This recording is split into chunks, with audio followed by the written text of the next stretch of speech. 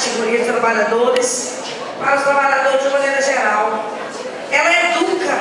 ela mostra no seu processo de radicalidade quem está do lado dos trabalhadores. E essa semana nós vimos mais uma vez que a história mostrou que esses diretores, de que lado que estão, participaram de um processo que defendem veementemente que esse processo eleitoral é um processo democrático, mas é pseudo-democrático, que demonstra que no momento de luta, no momento em